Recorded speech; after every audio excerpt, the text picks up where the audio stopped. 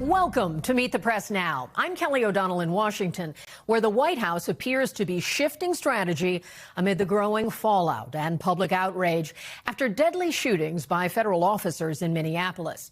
Right now, President Trump is on the ground in Iowa, where he's set to speak on his economic agenda as the White House tries to pull the headlines back to the president's affordability agenda and away from the backlash over his immigration crackdown in Minneapolis. We will bring you the president's remarks live when those happen, and this all comes as the administration has entered damage control mode over its deadly actions in Minnesota, with the president moments ago calling the killing of ICU nurse Alex Preddy by a Border Patrol agent very unfortunate, after earlier today telling reporters that he would personally oversee the investigation into Preddy's shooting. We're doing a big investigation. I want to see the investigation. I'm going to be watching over it. I want a very honorable and honest investigation. I have to see it myself. That investigation already facing enormous scrutiny after White House officials made inflammatory claims about the incident and the victim that are contradicted by multiple videos from the scene. The administration is now switching up its team on the ground in Minneapolis, pulling out controversial Border Patrol Commander Greg Bovino, who has been seen using aggressive tactics against demonstrators. The president was asked about that moments ago. Mr. President, why did you decide to shake up your leadership team in Minnesota and send Tom? I do that all the time. I shake up teams. Everybody here, these are a lot of owners of farms and places, and you shake up your team. If they can't do the crops fast enough, they go. Look, we have an incredible team. We did something that nobody said was possible. We didn't go back to Congress and ask for legislation. We closed the border, and in the last 8 months, they have, and this is actually hard to believe, nobody crossed the border. In Bovino's place, the president sending in border czar Tom Homan, who met with local officials today, including Governor Walz. Walz saying in a statement that he reiterated Minnesota's priorities to Homan, including impartial investigations into the shootings involving those federal agents and a swift, significant reduction in the number of federal forces in Minnesota. Walz also announcing that he's appointed a liaison from the state's Department of Public Safety to work with Homan. President Trump says Homan will report directly to him, bypassing DHS Secretary Noem. But he's also telling reporters today that he remains happy with the job Noem is doing. I think she's doing a very good job. The border is totally secure. You know, you forget, we had a border that I inherited where millions of people were coming through. The White House also says it plans to reduce the number of Border Patrol agents in Minneapolis. The shifts in the administration's strategy come amid a major backlash among Democrats and a growing number of Republicans. 12 Senate Republicans are now calling for an independent investigation into Preddy's killing, with some Republican governors now also speaking out. We need to have respect for law enforcement officers in the country. ICE, they are law enforcement officers. And so they, being the White House, need to recalibrate on what needs to be done to make sure that that respect is going to be reinstilled. And that's not an easy task, especially under the current circumstances. But I know that they're working on a game plan to make sure that they are going to, let's say, recalibrate and maybe work from a different direction to ensure that they get back to what they wanted to do to begin with. And that is to remove people from the country who are here illegally. I think the death of Americans, what we're seeing on TV, it's causing deep concerns over federal tactics and accountability. Americans don't like what they're seeing right now. You know, we believe in federalism and state rights, and nobody likes feds coming into their state. And so what's the goal right now? Is it to deport every single non-U.S. citizen? I don't think that's what Americans want. That criticism from governors comes as new polling shows approval of the president's immigration policy has fallen to its lowest level since his return to the White House a year ago, as he also wrestles with low approval on the economy and the cost of living, the issues he's expected to make his focus when he speaks in Iowa this hour. Now, joining me is our team of reporters. NBC senior White House correspondent Gabe Gutierrez. NBC's Morgan Chesky is in Minneapolis, and also with me, NBC senior justice reporter Ryan Reilly and NBC News legal affairs reporter Gary Grumbach. Gabe, let me begin with you. And what can you tell us about how the president has processed these events and how they've unfolded, the reaction to it, and these changes he's making? What stands out to you? Well, Kelly, this has been a dramatic shift in tone over the last several days, as you've mentioned. And according to a senior administration official, the president was shuttling between the Oval Office and his private dining room here at the White House on Saturday, watching the news coverage unfold. And according to this official, he grew increasingly disturbed by the violence that he's been seeing on the ground in Minneapolis. And this official adding that the president doesn't like to see chaos under his watch. And so fast forward through Monday morning when you heard the president make that announcement that he was sending Border Czar Tom Homan to take over operations in Minneapolis. Yes, this is a significant shift in tone, and this comes after top advisors to the president, including his deputy chief of staff, Stephen Miller, and also officials with the Department of Homeland Security had made several assertions on Saturday that it appeared not to have been borne out by the video evidence so far made public. You just heard the president, disagreeing with some of his top officials in terms of the characterization of Preddy, who was shot. So certainly this has been a significant change over the last several days, and the White House now shaking up this leadership with that soundbite you just played from the president saying that, he can shake up his team if they're not getting the job done, essentially, Kelly. Let's take a look at some more of what the president said today. This was our first chance to see him on camera extensively asking and answering questions from reporters about the shooting. So let's look and get a sense of what the president says here as he was questioned by reporters. Acting as an assassin in Minneapolis. Who is that? Not isn't it? No. With that being said, you can't have guns. You can't walk in with guns. You just can't. And you can't, listen, you can't walk in with guns. You can't do that. But it's just a very unfortunate incident. So notable there, Gabe, of course, he is distancing himself from Stephen Miller's comments that painted Preddy as an assassin. And then also at the same time, he's taken some resistance from notable gun rights groups, the NRA and others, about the claims that he and now others in the administration have made about you're not supposed to have a gun at a protest, which, of course, is in conflict with the Second Amendment. What is your sense of how the president is walking that line and how it may be drawing further criticism? Kelly, it's very interesting. The president said that today and also doubled down on that again in the event just a few moments ago in Iowa, saying he didn't like it that Preddy had a gun.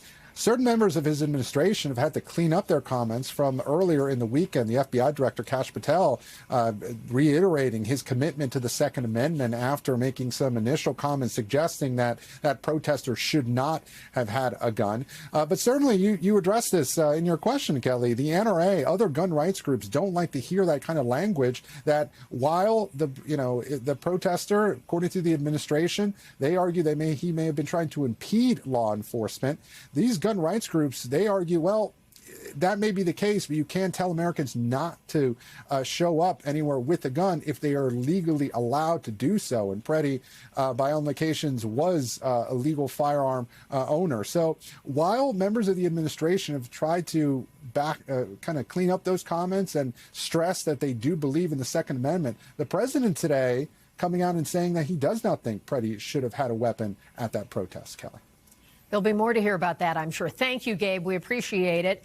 And all the questioning you've been doing of the administration on this as well. Let's turn now to Morgan, who is in Minnesota, to get a sense of what the reaction on the ground is now that people are learning about this shift in the administration and how they're going to change up the staffing. Is that easing concerns? What are people telling you? Yeah, Kelly, great question. I think it's too early to say that there's any cautious optimism here. I think there's more curiosity and even a little apprehension just because of what this community has witnessed over the last several weeks here, seeing the killing of Renee Good on the streets of Minneapolis, reacting to that, and then to have that followed several weeks later by the shooting of Alex Preddy, not far from where I'm standing, which now led to this growing memorial, just created a sense of sadness, of anger and frustration. And so with the people that I've spoken to today who have come to pay their respects to Preddy, they are looking at this leadership change with ICE operations, and they certainly are acknowledging on one hand that it appears to be a shift. They are well aware of the conversations that Homan's having with Governor Tim Walz and Mayor Jacob Frey today, but they are waiting to see what happens now in the next few days, in the next few weeks, to see if this, what they called kind of an environment of fear that has pervaded this area, continues to do so.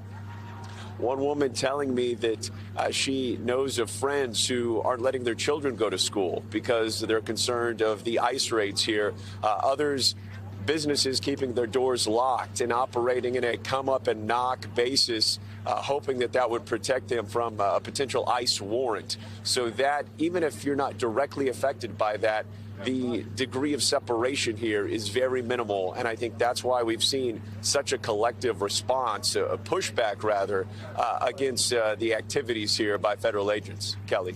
And are you getting a sense, Morgan, that people on the street are more or less willing to take out their phones and take video of these interactions? Is there a sense that they know those videos made a critical difference, or they might draw the attention of ICE? Is there a sense of how people are feeling about showing up and being on the street? Is it too risky, or is it something they feel an even greater responsibility to do?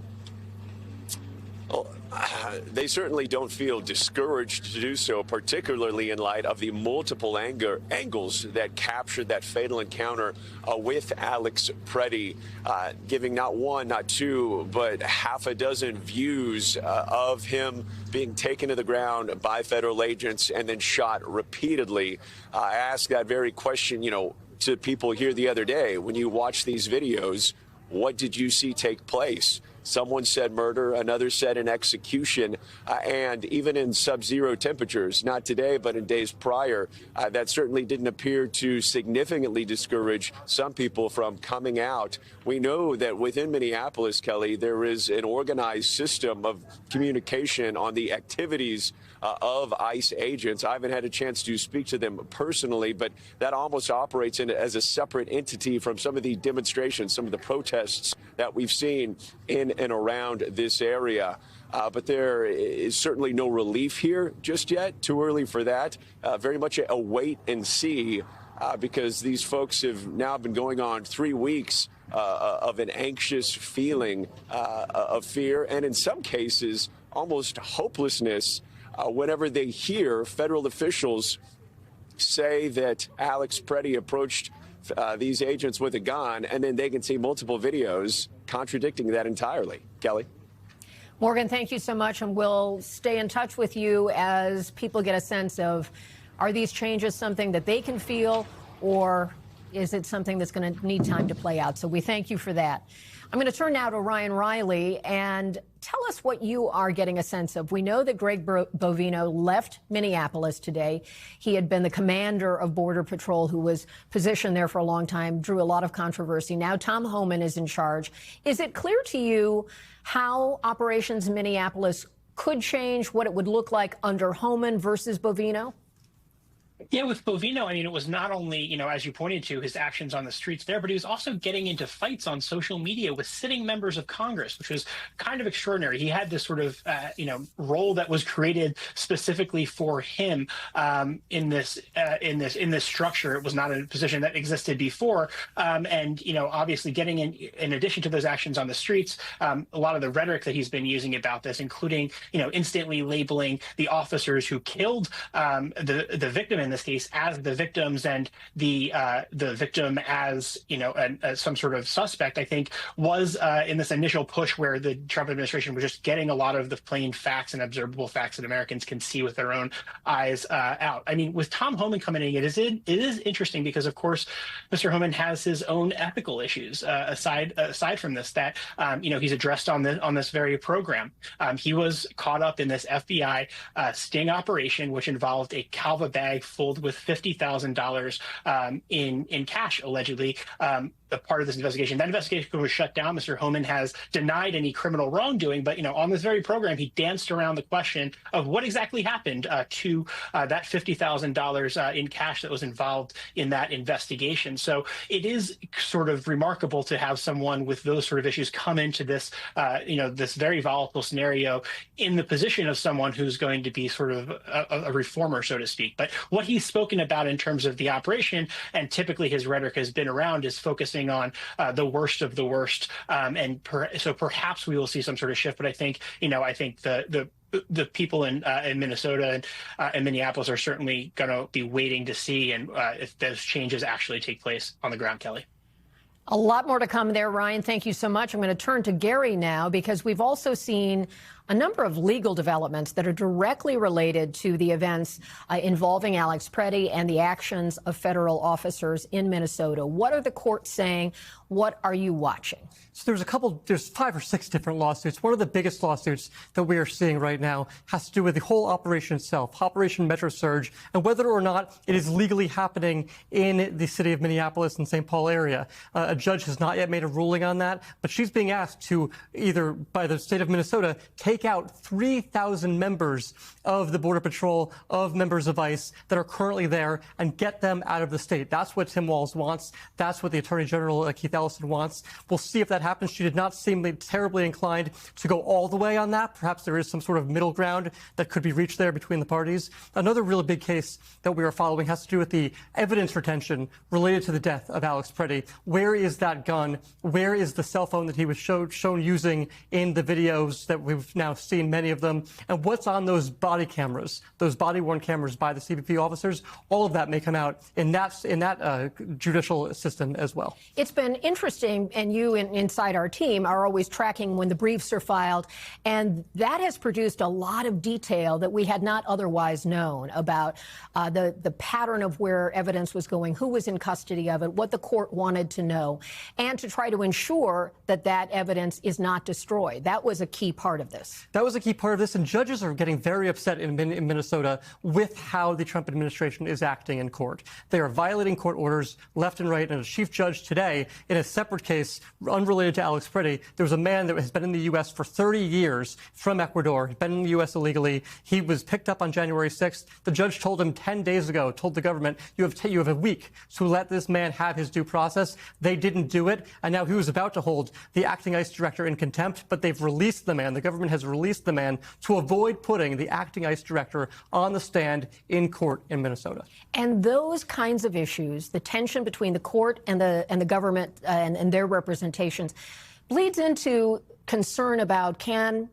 the public trust whatever comes next? Is that something you're seeing? That's absolutely something we're seeing, and not only in Minnesota, but around the country, right? We've seen several different times, especially related on the topic of immigration, where the Trump administration is doing one thing and going to judges, and the attorneys for the DOJ are seeing a very different thing in court.